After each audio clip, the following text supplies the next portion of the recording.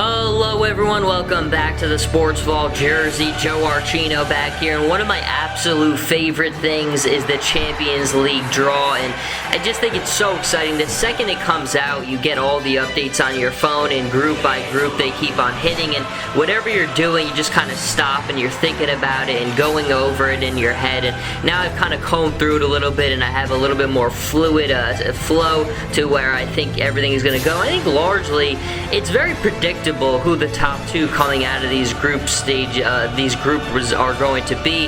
But without any further ado, we go right into Group A, and Paris Saint-Germain and Arsenal. I think largely the two we expect to get out of Group A. Also in Group A is FC Basel, and then this one, I mean, and I just want to preface this to say I don't watch a lot of Bulgarian football, so Ludo Goretz Razgrad, I hope I said that to the best of my ability, but obviously I think Basel will give a little bit of trouble. Obviously will be competitive, but Arsenal and Paris Saint-Germain should have this one just hands down. And Arsenal has been the interesting one, where they obviously haven't gotten off to a great start in the Premier League by any means. They just came up with a draw against Leicester City, start their season with a terrible loss at home to Liverpool, where they just got thrashed. And now there's so much controversy with Arsene Wenger. Is he spending enough? What's the problem? Why are they bringing in more players?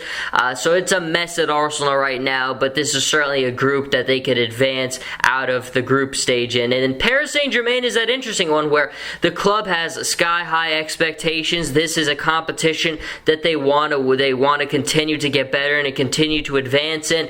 We know they have Ligue 1 wrapped up. It's just almost a matter of fact when the season starts now. You just kind of pencil them in to be the champions, and what their next target is being better in this competition. And last season, I thought they got a pretty good matchup against Manchester City as they got further and further in this competition, but Manchester City kind of last season for them wasn't great, but they saved their best play for the Champions League, and they kind of ran into PSG, and they were able to get out of that one. But PSG now is kind of in an interesting situation where obviously they're still going to be very competitive. I don't think they have any trouble getting out of Group A, but getting far in this competition without a guy like Zlatan, I do think is going to be very troublesome for them, because they do have guys like Angel Di Maria. They reloaded with some nice talent this summer, but it's so hard to replace a guy like that. You need in this competition, when you really get into the later stages, to have that identifiable superstar who, when it counts, you can just get it done. We saw Ronaldo take home, obviously, UEFA Player of the Year, and when we look at Real Madrid, their back was up against the wall many times throughout the Champions League competition last season, but whenever it was, they could count on Ronaldo to deliver for them. And if it wasn't Ronaldo, it was a guy like a Gareth Bale, and I just don't think PSG has that talent level, those talented superstars, to get that far in this competition.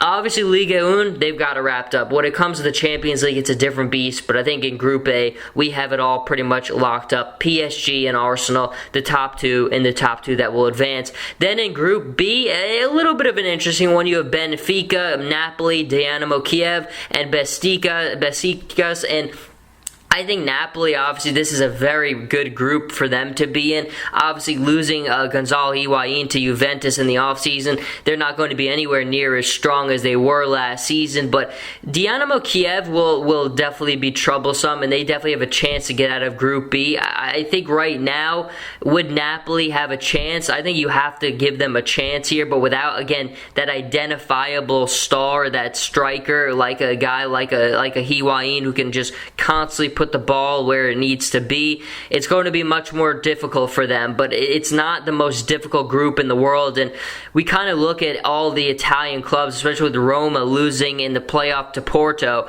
It seems like Italian clubs have a lot to do to kind of redeem their status in the world's hierarchy. So Napoli is going to be playing for pride on top of all of that. But if I had to make the call at the end of the day, I would probably go with Benfica and Napoli now, but I still really like Dynamo Kiev. I think they really played pretty well in this competition last season. They had some pretty good spurts, and that's a group where it is very much up in the air. It's definitely one of the ones where there's an opportunity waiting there for an upset to be had. And then we look at Group C, which is obviously the most exciting one, I think, by far.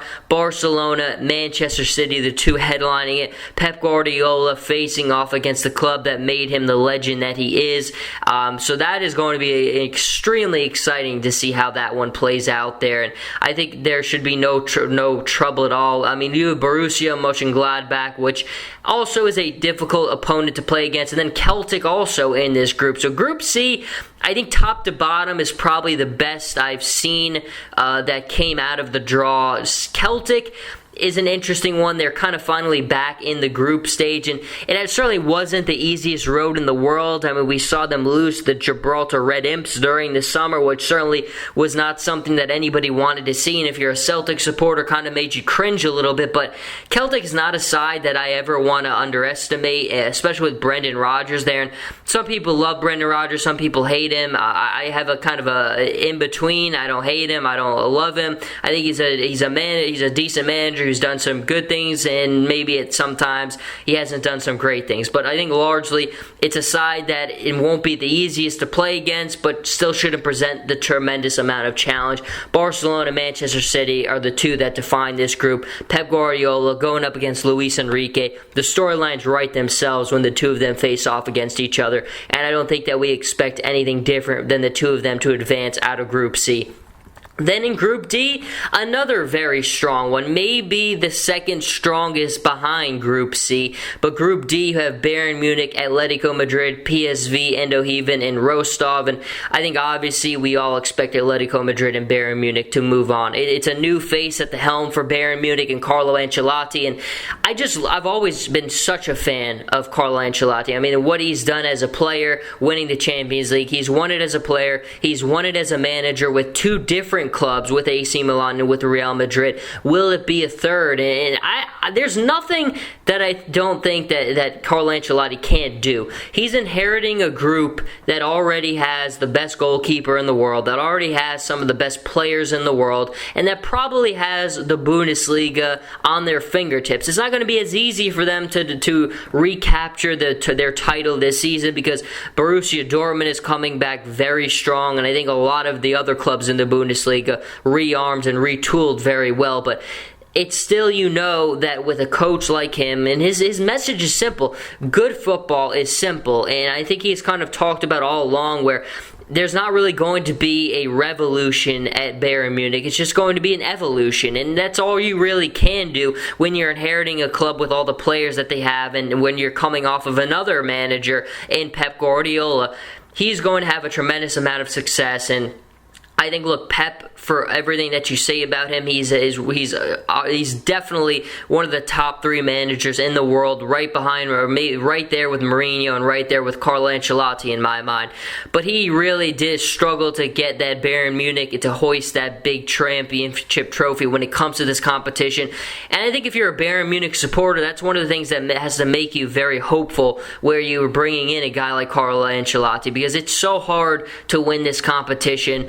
But he's done it with two different clubs. There's no reason he can't do it with a third club, and I'm excited to see how he makes this club evolve. It's not a revolution, but it will be an evolution, and it will be very fun to watch. And then right behind them, Atletico Madrid, Diego Simeone. We all know how good he is. He's gotten this club to the final twice in the last 3 years. Obviously, they lost to Real Madrid both times that they were in it. It went to penalty kicks in the last season, and we all know how that one played out. And Antoine Griezmann, we know how good he is, how good he's continuing to get at his young age.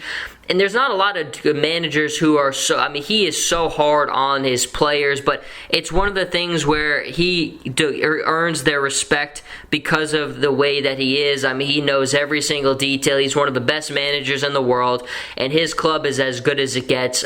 obviously Bayern Munich, Atletico Madrid running through Group D, although they will face a little bit of competition from Eindhoven, but I think largely we all expect Bayern and Atletico to just run away and escape from Group D. Then Group E, definitely not the most exciting in the world. CSKA Moscow, Bayer Leverkusen, Tottenham Hotspur, and Monaco.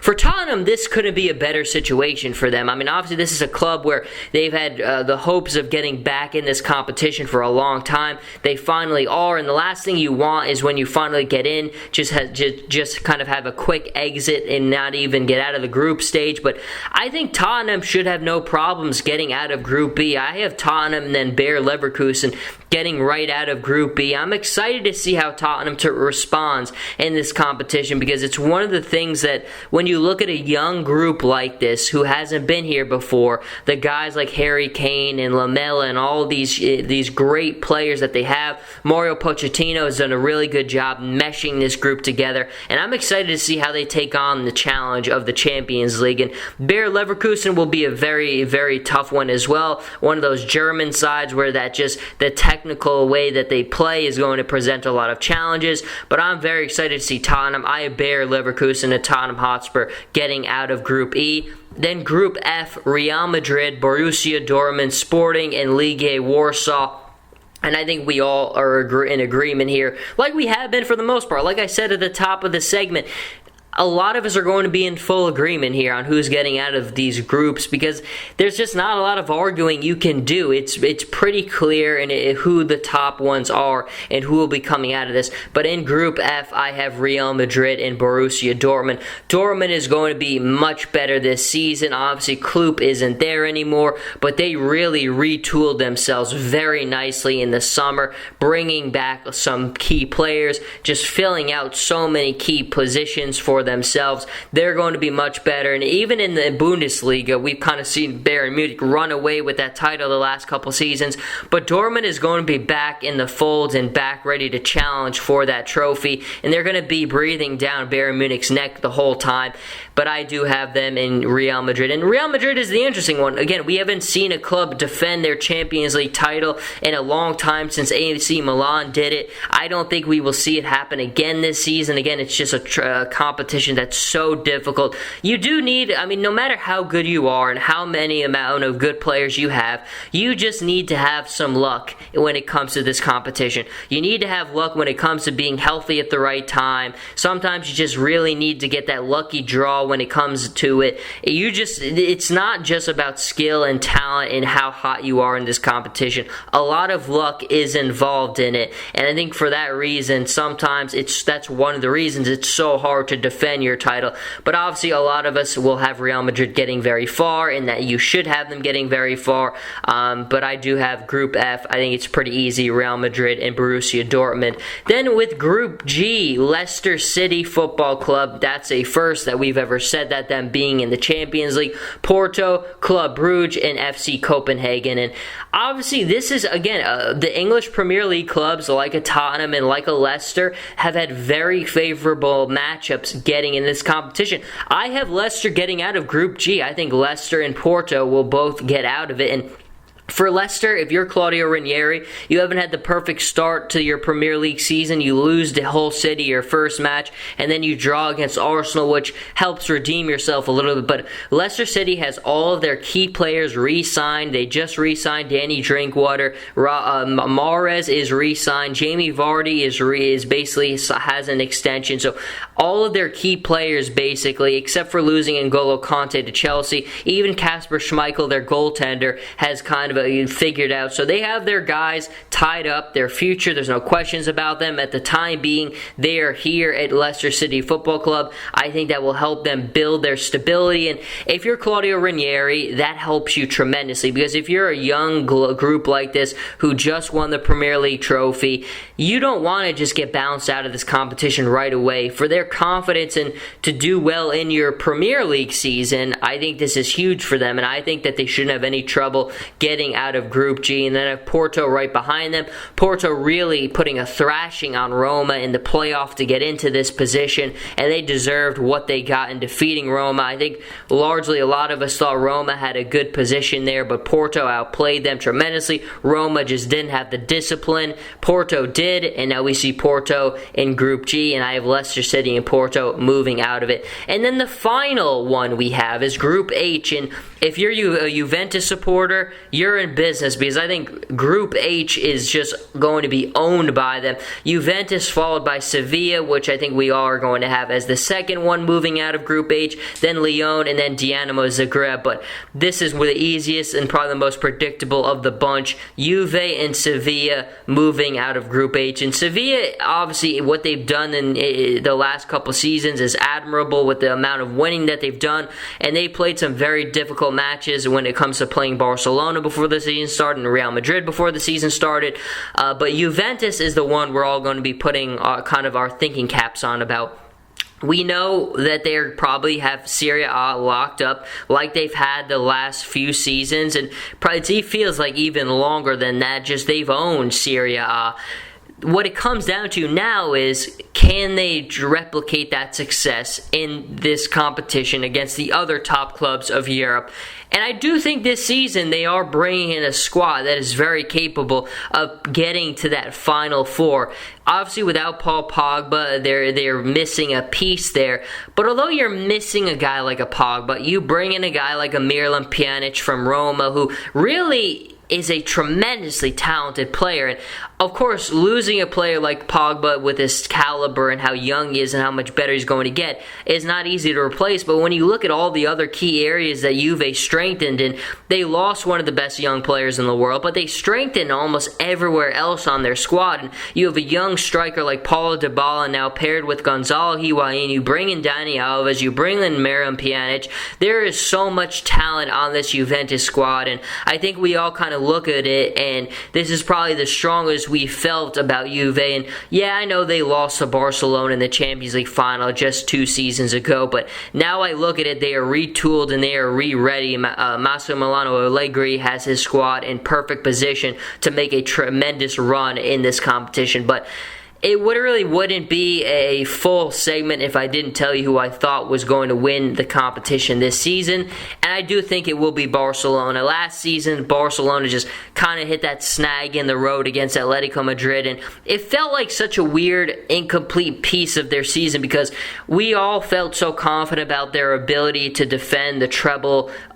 Just based on how dominantly they started their season. They went on the 38-39 match unbeaten streak. Messi missed 7-8 months of the season, and they barely even skipped a beat. So I think when we look at it, we thought that Barcelona had it on lock, but again, in this competition, you need a little bit of luck, and they just faced a gauntlet, and they went up against an Atletico Madrid side where it's always going to present a tremendous amount of a challenge to you, and they ended up losing. But I don't think Real Madrid will defend it just because it's so hard to do so. And Barcelona, Luis Enrique seems so excited about the group he has to work with now. Neymar coming off the gold for Brazil. I think he's going to have his best season for Barcelona that he's ever had. Suarez is just on another level like he has been, and then Messi, we all know and love, lives in the electromagnetic spectrum of genius. I have Barcelona winning the Champions League this season, but I'm very excited to see how it plays out across the board, because especially with the English clubs getting very favorable draws. But Group A, Group B, Group C, Group D, Group E, Group F, Group G, and Group H with the full breakdowns here. Comment below what you think about the groups, how you're feeling about your club. Until the next time, Jersey Joe Archino here with the Sports Vault. You can hit me up on Twitter at Joe Archino and on Instagram Jersey_Joe_Archino. And I'll catch everybody in the next episode.